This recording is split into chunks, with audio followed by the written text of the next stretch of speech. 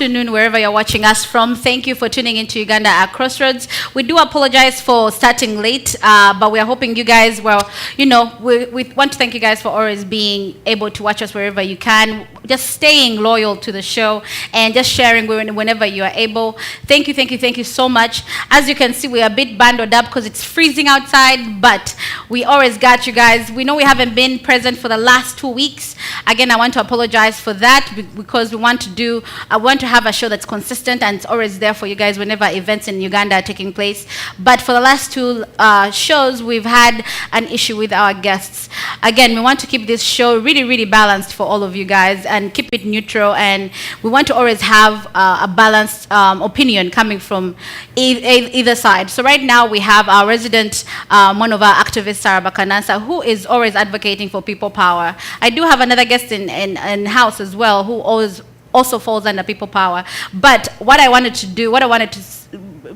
I'm bringing this point is I want to make sure that we balance this show out. We get opinions from either side, or bad, good, the ugly. We want to balance it out. But for the last few shows, we have been unable to get hold of our invited guests because we wanted to have a few people come and join us and give their own take in regards to the power and the workings of NRM. But we haven't had a chance to get those guys here. Last week we did invite the NRM chairman for diaspora, Mr. Malay, but unfortunately he said yes, but then he wasn't able to come here. But we're hoping that we can bring in people who are very educated, people who are staunch supporters of NRM, of FDC, of all the other networks that are in Uganda, and we can have them talk on behalf of their political forums and be able to stand their ground and give you exactly what you need to hear, so that you guys who are watching us out there are able to have, 2 sides of the coin, so that you're not only hearing me and Sarah and Hillary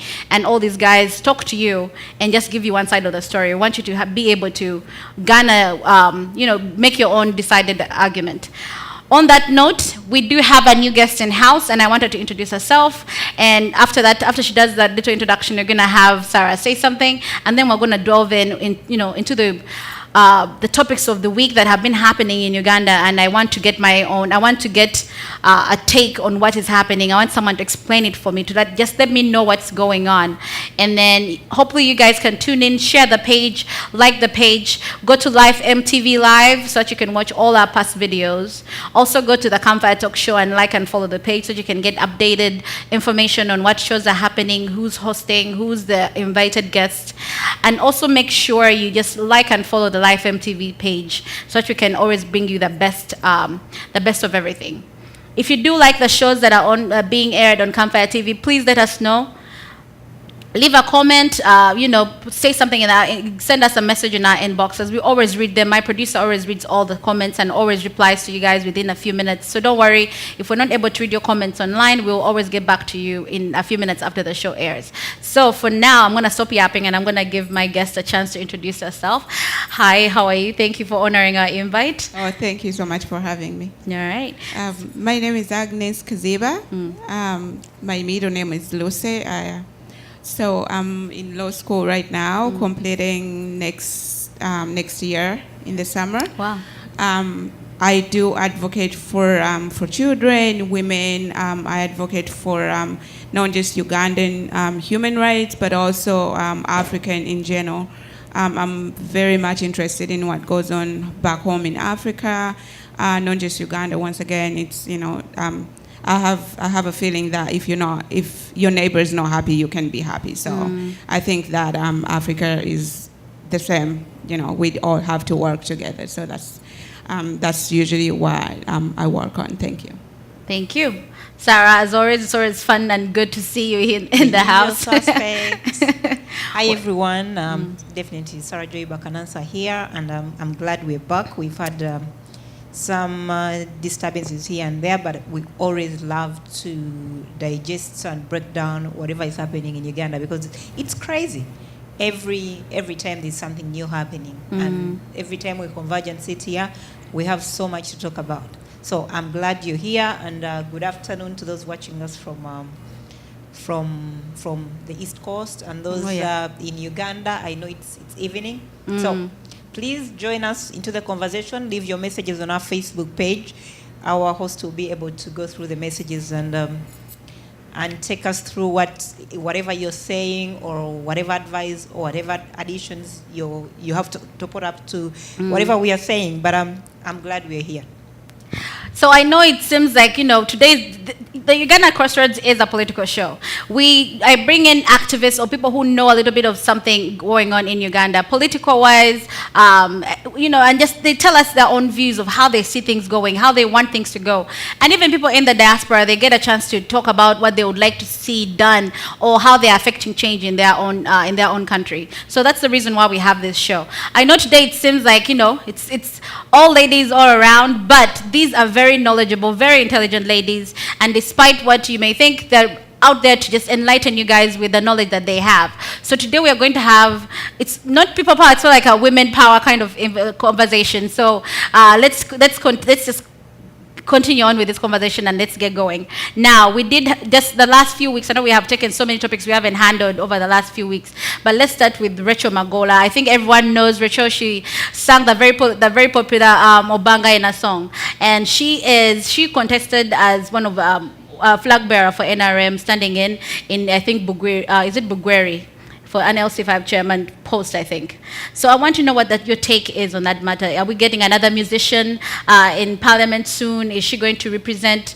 What is she bringing to the table? Because I want to know what the story is there. I'm going to start with Sarah because I think she already has something to say in regards to that. And then I'm going to get your legal term, your legal sense on how you see that happening, Doris. So Sarah, let's start with you. Walk me through what's happening with Rachel Magola and how... I was also shocked when I saw on social media that Rachel Magola is now into politics. I'm like, okay, but you're going to see come 2021. You're going to see so many. You saw at the Challenger concert so many musicians who stood up there. They were all like basically they used the platform to tell Ugandans that 2021 we are ready. Yep. You saw Mayinja, you saw Lutaya. Yeah. There's another one who does Kadonkam, I'm forgetting the name. There were about 3 or 4. Hildeman, there were so many who are going to get into politics. And Rachel Magola joining politics, it's not a surprise. But the issue would be, why are they joining politics? Are they joining politics because there is money? Or are they joining politics to serve? Because those are things we look at when you see people coming to politics. Because first of all, as musicians, they already have funds. People who love them, who are out there, who are going to vote for them if they take up the context for any post. But already some of the artists who we've had in parliament have already disappointed us. For example, if you ask me, I think it was really exciting to see Katolu Bwama going to parliament. That was being in parliament is as good as is as good as not even being there. Maybe he was much better outside parliament because maybe he was more active in theater and talking about the issues of Uganda through drama and all that. True. But he went in to make money. So it begins to make you wonder, why are they, you cut Sematimba. Sematimba also come from the artistic side, but he was kicked out of parliament. He was kicked out. And I guess we are going to discuss that. Oh, yes. It's really exciting. And I'm like, he has been as good as useless being in parliament. So thank God he's out. So the only vibrant person we've seen come into parliament who comes from a side of artists and musicians is Bobby Wine. You've seen Judith Babidi, very useless in parliament. So you wonder, because you would expect them to go in there and address the issues of the people. Because they've had a chance to come from the other side, so they know exactly and what... interacting with them, these are their funds. These are people who, save their little money to go for their shows and all that. But despite even interacting with them for all that time, they come to parliament and they're useless. So I'm happy more ladies are joining active politics. The movement, yep. But I don't know really if she's going to add any impact. Because the ladies, we are yet to watch and see, but because all the ladies I see Judith Babidi, we expected a lot from her. By the way, people expected a lot from Judith Babidi. She went into parliament, and you've seen her journey, and I'm very 100% sure 2021 she's not coming back. So I'm hoping to see if she's going to make an impact. But as a female joining active politics interesting. But if they're using their fan base to join politics to earn from it, then I want to ask, I mean, I understand where you're coming from. So I'm going to ask you, Doris, since you're representing people, you're representing that mentality of people power. And she's joining politics as an NRM flag bearer, correct? And you're saying, you know, she's bringing her fans along. How do you think her fans are going to take in that message? Because I think they wanted her to be more of people power. Maybe she has people power mentality, but she's flying under NRM, I think. So how do you think oppositions are, do you think they're prepared for what she's about to bring to the table? How are we handling, how is everyone handling her coming into this whole, right? Well, I think that the whole, how I understand people power is everybody being welcome to contribute and everybody bringing their talents on the table. And if she's bringing her talents, which, you know, maybe she wants to represent people, and I think that the whole, how we should look at people power is to stop putting labels on colors, because we are Ugandan, and I think that if a Ugandan wants to come and contribute, no matter what color they choose to come under, they should be allowed to come and you know, contribute to the country. But I also, you know, like, I also understand there is a mentality where you know, people come to politics for different reasons. Some people come to serve their countries, and others come to politics for personal reasons, for personal benefits. So I think that if anybody's coming into power for the right reasons, they will do well with the population, and also they'll change the country. So I think politics is one of the ways that people should serve their country and make a difference and inspire others. And I think that Bobby Wine did that. I think other people maybe should come and take up the example and work towards it. And I think the problem in Uganda is not that we have bad politicians. I think most of the time what happens is there is no job description for the positions that people come in, and so someone gets elected for MP. I think that's true. And they don't know what to do, so they take the money and go home and enjoy it, and then they're given money to consult their constituents, and there is no guideline on what consultation means or what they should use the money for. So I think what happens usually is people get elected, some of them have good intentions, others don't, but I think it's about the institutions being all over the place, that people just don't know what to do. They get elected, they're excited, and their constituents are happy, and then, you know, they don't know what to do. You know, when we get a job, you and I, if you get a job, you know there is a job description, you know what you're supposed to do. Yeah. Exactly. So I think the problem is not really the people who run for power or which party they represent. It's really having the country straight and know that, you know, if you run for parliament or LC or whatever you run for, this is what you're supposed to do, this is how you're supposed to represent your people, and, you know, and things like that. Or spend the money. People just get the money and put it in their wallets, from the president all the way down, and that's how the country is run. And that's, you know, I personally would support a person running under NRM or any party if they really are representing their people. That's what people power is. I love the point that you just made, because now I think it makes so much sense why there is so much that is going wrong in Uganda. Why MPs who you thought were supposed to be doing some good are doing things that are they're doing manyangwa right now. I think that's the best word to describe it, because there is no description of what you're supposed to do. The way it's like highlighted here, where you go for a job, they're like specific, you're supposed to be this and this and this, you're supposed to come in at this time, dressed like this. I think, and now politics has become such a joke. It's that there is like no guidelines for anything, and I think that you guys just described it so well.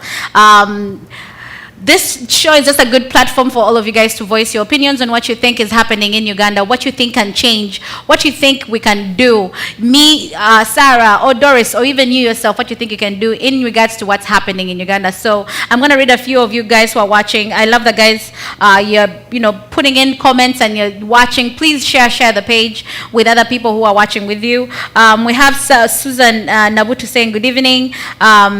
And then we also have, let me see, I'm sorry. We have Tina Prosper saying, at least this show shows your way of thinking, Sarah. And then lovely discussion by Mark Chimera.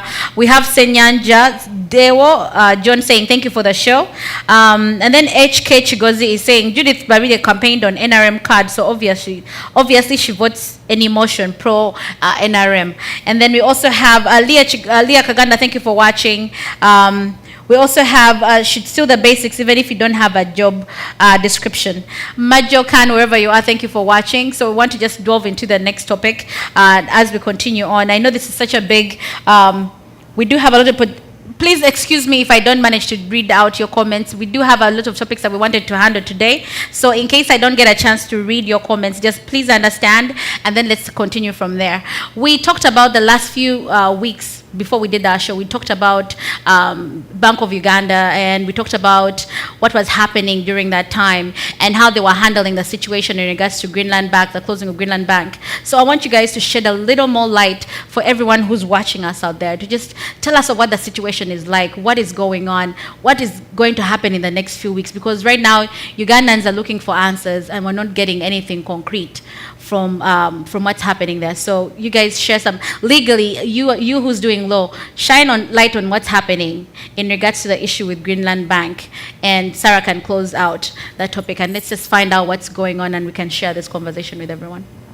Thank you. So I think from my perspective, again, I think the issue with the Bank of Uganda and like so many institutions in Uganda is the fact there is a lot of conflict of interest.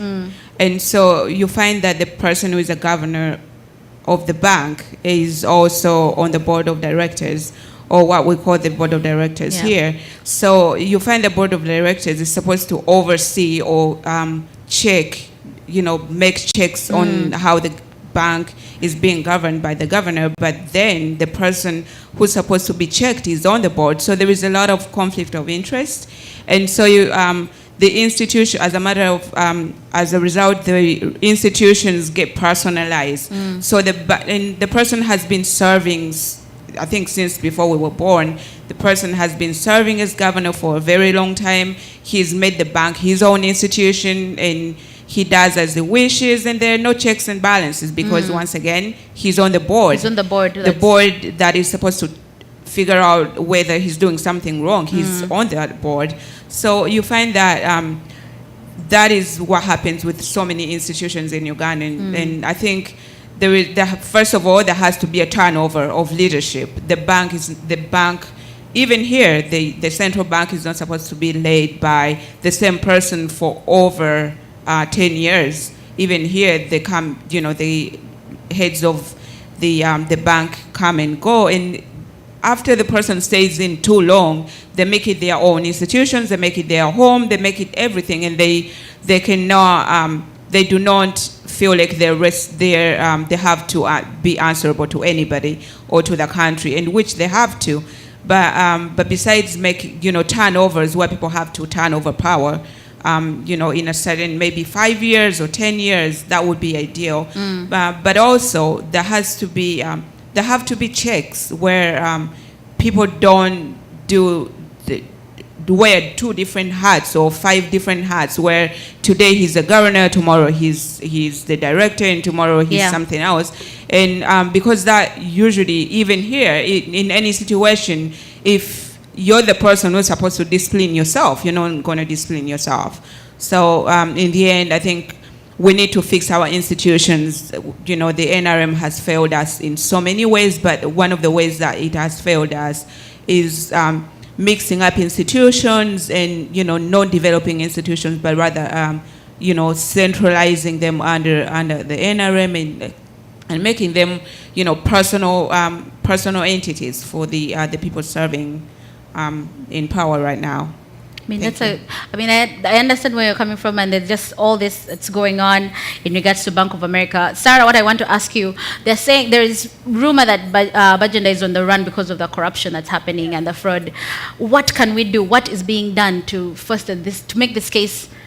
I just want to know what they're doing right now that, because me, I don't understand why this is happening. So I need somebody who can open my mind to what's going on, enlighten me, because I don't know what's happening. She's on the run, so who's countering her? Who is looking into these things and making sure they're going to enforce all this? It's completely disappointing because that's a bank that literally the governor runs the economy of the country. Yeah. But you see how so much they've plundered and taken resources and money and mismanaged. Basically, Bank of Uganda seems to be like a personal bank. It is. So, first of all, Ugandans need to worry because this is going to badly affect the economy. And it may affect also the value of the shilling. It has affected the economy. Because when you see, like, Bajenda even running out, I was reading in the papers, she ran out with a Rwandese passport, and then she's supposed to appear before committee. There's a lot of scandals happening in the bank. You saw how I saw so many people's names have been dragged into this, and I've been seeing the properties and wealth that has been amassed by the deputy governor. This is too much. Where are they getting all this money? But again, it comes to the top. The governor is appointed by the president. Who does the checks and balances to the governor? It looks like the governor is running his own mini government with no one questioning how he does his work. That's why there are not everyone in there. There's a lot of rot inside Bank of Uganda. Because because the best the president would have done, if you appoint a governor, yes, he's approved through parliament, he's a very educated gentleman, yes. He knows so much about economics and all that. He must have a team that also provides counsel and monitor how he does his work. Yes. So you give all this too much power to him. And he's an old man, tired man. So he runs, you see. He knows the ins and outs of how he can. Exactly. But it seems like he's the only person who knows all these details. For example, if Mutebile is going today, what is going to happen? He knows these details. He personally seems to be knowing all these details. He personally, because when you look at the role and duties of, for me, when I look at the roles and duties of the deputy governor, I think his best role he has done very well is to amass his personal wealth and steal from Ugandans. Look at how, when all the debt comes out of how they acquired Crane Bank and how it was handed over to DFCU Bank, no money was paid. So why was Crane Bank taken over even in the first place? Yep. Had it, at the bank run bankrupt, what had happened? Had it... There's so much secrecy. Yeah, and then why is Baganda running out of the country? She used I was reading she used the Rwandese passport to get out of the country. But this again tells you, because she went through Busia. That's the information I was reading from social media. Yeah. That she didn't even go through, she went through Busia and she's out of the country. So basically, why are you running away if there's nothing that is happening? So, and again, maybe we've been blinded because people lack people who do checks and balances of what they do. So you're going to find by the time we are done with Bank of Uganda, I think Uganda will be like completely, the economy will be completely down. Because I do not even know, because it makes you wonder how they've been playing these games inside with no one noticing and no one even questioning what is happening into such a bank or people like governors and the deputy governor who run the country. Because I think everyone is gaining from everyone else. Everyone is trying to survive. But you see in situations, so everyone is trying to survive. You've seen people parade money for the media. Someone goes and there's to no one to counter. There's no one to come and tell you where is that money coming from. Bank of Uganda would be on top of it. Would be like, because that's so bad for the economy. People go and borrow money from banks and parade it for the media. Bank of Uganda should be on top of it. The bank that is lending out this money to be paraded should be held responsible. Because I had a story, because in Nigeria, this is, you know how Nigerians like to flaunt money a lot. Exactly. They like, in Nigeria, it's, the police is on top of that. These guys coming and, driving around Lamborghinis, and you have to have the proper papers to show that this is, they'll stop you on the street and say, hey, where did you get this Lamborghini? How do you know, like, we need to know how you're earning that money. One point in time, I was on a video, WhatsApp video chat with someone in Kampala, I won't mention his name, and he said, I want to show you money. He put the video at the back of his car, and it was stuck with piles of dollars. I'm like, where is this money coming from? Are you printing money? Do you run a bank? It's so absurd that such things are not questioned, because Bank of Uganda would be on top of this. Bank of Uganda would be having its own security personnel that are on top of such things, that money is being paraded out here. Because such things don't help the economy. They don't, in one because we way. need to show proof. We need to have accountability, transparency. Where are you earning the money? Where is it coming from? If you have businesses abroad, let's see how that money is coming. Because taxes, all the things that need to be accounted for, and we don't have. You don't have accountability for that. You have musicians here, celebrities here, who have lots and billions of money, their own money. They would want to show it off. But I'm telling you, FBI will be on your door the next They day. would, because they need to know that you've been paying your taxes on time. Exactly. They will do audits. All these guys are always on top of doing all those But things. you see it happening in Uganda, and Bank of Uganda doesn't do anything. It should be on top of all this. So my main question right now to the two of you are, why has it become so easy to commit crime? Why is it so easy for people for people like Batebile to get out of the country and no one is saying anything? No one is telling them. No one is actually even thinking ahead and saying, this lady or this gentleman should be checked. They probably are going to be running out of the country in case anything happens. Because when the police approach you here in America, if you're a suspect for any crime, even if they just saw you across the street, even if you are a suspect in any crime, the first thing they tell you is that don't leave the country. Don't even think about it. Why is it so easy for crime to happen in Uganda, and it's done by all these people who are at the top? I understand they control half the resources, but why is it so easy to get away with it nowadays in Uganda?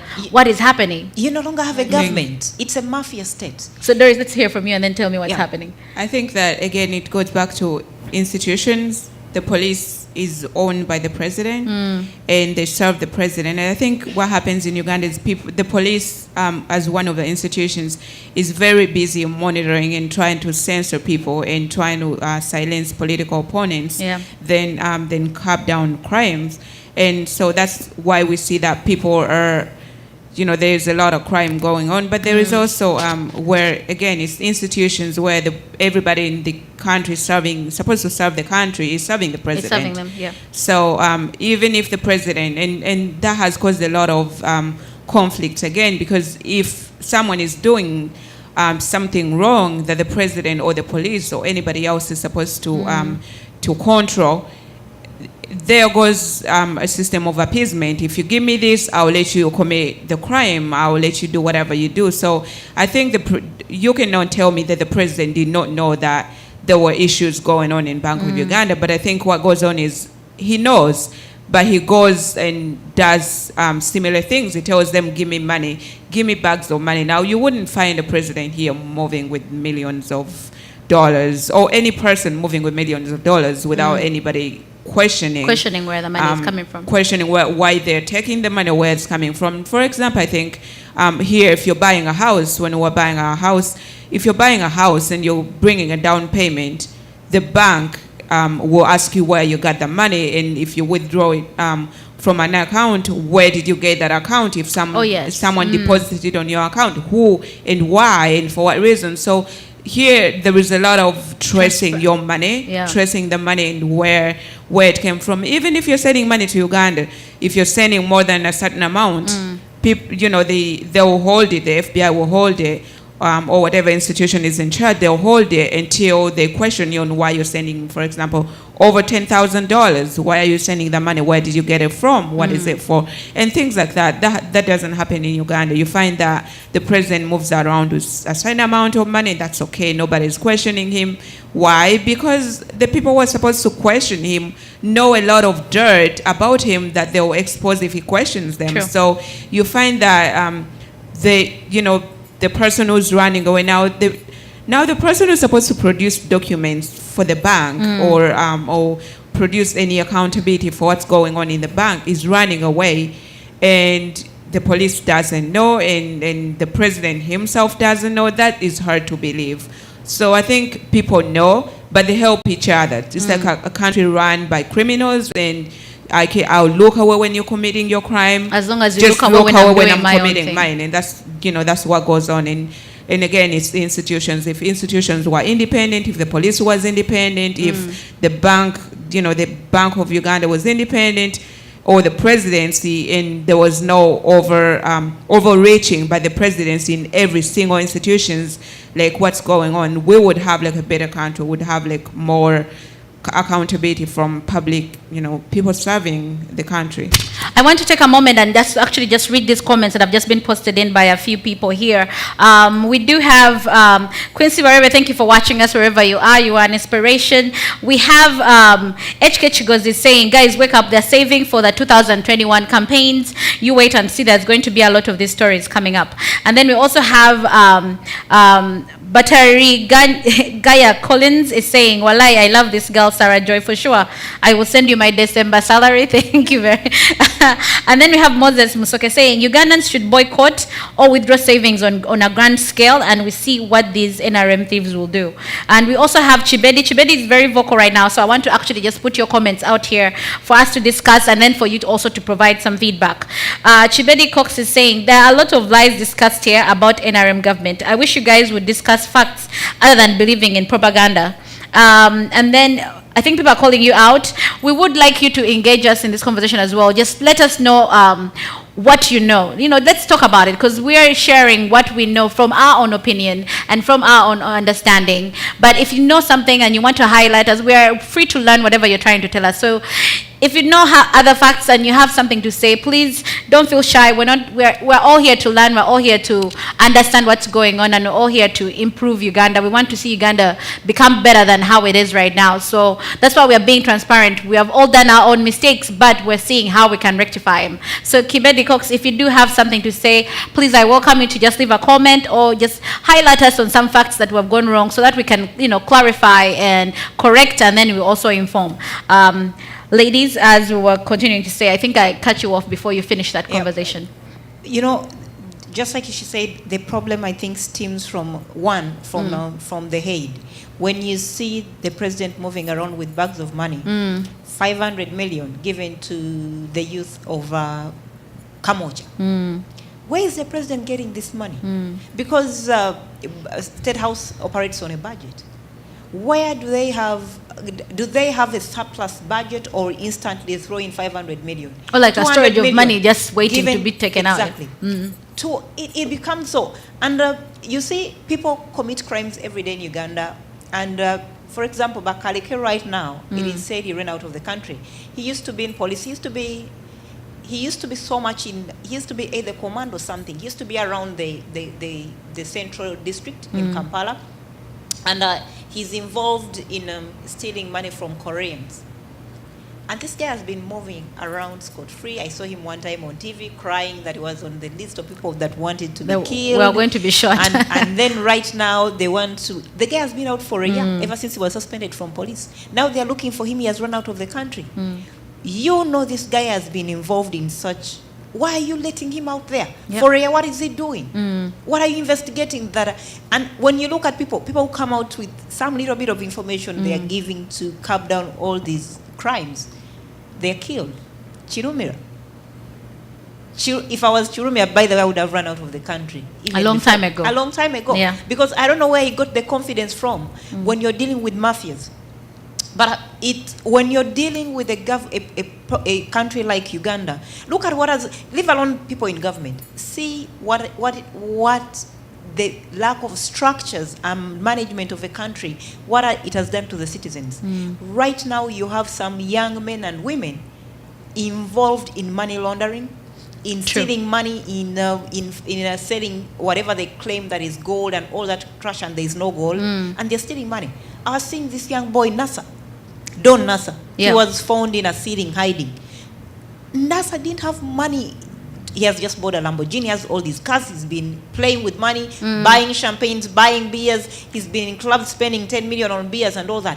This guy has never been questioned. He has been flaunting. I've been watching him on Snap, snapping millions and millions, flaunting, they've been snapping $1 million. There needs to be accountability of that. No. Where is he getting this money? This question would have come out already. Police would have questioned him already. But when I was following up this story, what did I see? Pictures of NASA came up with Salim Saleh.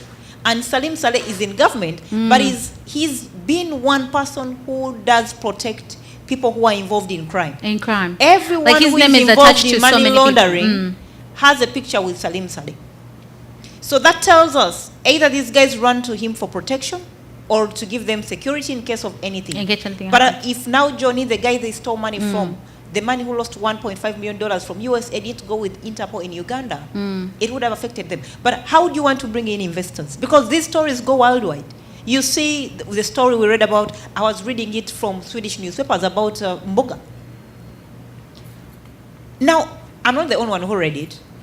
Half People the in world Sweden, read it, yep. Yeah, read about it. Who do you want to invest money in Uganda? Because if I'm going to invest money in Uganda, first of all, you need to work with a foreigner. Because, for example, as I can't come from Sweden and buy land in Uganda. Just The law like that, doesn't yeah. allow it. I cannot open up a company in Uganda as a foreigner without involving a Uganda. There must be someone in Uganda because to be a partner. So if I'm going to partner up with anyone in Uganda and all they are going to do is steal from me everything I've come up with, I'm going to sell my house and all that and steal the money, where are you going to get investors? Because every time people are crying, or I've seen people saying, oh, we no longer get investors, or Bobby Wine said so and so about Uganda. But even the investors who would come in genuinely to invest, you've created a flock of mafias who are willing to steal from them. There are 1-2 people are willing to steal money from these people so that they destroy what would have benefited thousands of Ugandans. Yeah. If I come to Uganda to open a company and NASA alone steals $5 million from me, how many Ugandans are going to benefit? But what has he been doing with the money? He has been buying Popping goods. bottles on Snapchat. Exactly. That's Popping what they have bottles been on doing with that Snapchat. money. That's what they've been doing. Washing their feet and hands with beer and wine and champagne and all that. That's what they've been doing. So why isn't, I mean, I know we're calling police to handle this, this influx of money that's coming on, but what is the URA doing? What is the revenue committee doing? Because in other countries, the revenue is the one that it literally has its own police. They're the ones who come and say, hey, we did not receive, we saw you, throwing millions around, but we did not see your taxes on that million. So give us the receipt and you're free to. How are you going to question someone who is moving around with Salim Saleh, or if he's getting protection from Salim At least we should be hearing them saying something that's saying that, okay, maybe NASA will move around. He paid his taxes for this year. He pays taxes on this, on corporate tax, on building tax, whatever. We should be hearing at least URA saying something. Because the government, the country needs to gain something. Who handles taxes at Entebbe Airport? Isn't it URA? Do you know how corrupt the people who handle taxes in customs at Entebbe Airport, how corrupt That they is are? very true, yeah. Even they want you to pay taxes on your own phone. On your own, yeah. On your own phone, you're carrying with your phone numbers and all that. So it is a rotten system without structures. And you'd see when something dies from the top, the things you start seeing happening at the bottom, start seeing the It has come from the top the NASAs doing whatever they do, and at the end of the day being ashamed where all the cars are being taken away, and at the end of the day either he's going to be put in jail or he has to lose everything because he has to pay money. That's what you see. When you lack, but why would even people on top, why would the top people in police even care when they're stealing themselves? Because don't tell me, this guy has been flaunting money for some time. You may find police bosses have been, if I'm a police boss and I'm being given some useless mega salary and this guy is giving me $10,000, I'm going to run away with it. But this comes from the top. You have the president moving around with sacks of money. We've never seen where is this money coming from? We know State House has a budget which goes through Parliament. But where do they get the surplus? Ever since the Bobby Wine syndrome people power, Museveni has spent over $1 billion around Kampala. Where did the billion come from? Because I don't think it was into the budget of 2018. Was it? It wasn't. No, but I don't think even it was prior to that, because we've always grown up knowing that Museveni will carry around this was so many uncertainties. Mm. These guys tend to respond to things in a very wrong way. Okay, the youth are complaining, they're saying we're not getting service, we're not getting A, B, C, and D. What do I do? Go and throw money to the youth and make them keep quiet. But you gave them money yesterday, today they don't have money, they can't even feed. Why don't you do something that is long term, that will help the youth, stay sustainable? But again, we go back. If you have no structures in a country, if you have no one being questioned by anyone, if you come in tomorrow in Kampala, I come in with a Lamborghini, no one is going to question. Unless people want some money from me, I give them money, they keep quiet. If tomorrow I parade money, I saw someone parading money. And no one has ever questioned, where is this money coming from? So if the top cannot question, how do you expect the bottom to be even safe? So people are going to get away with it. And I think we've come to a stage where Ugandans now know that Museveni's either era or term is coming to an end. At any cost, at any one moment in time is going to go. So everyone around him, everyone is in government, is stealing for their long-term survival. You either take it now or never.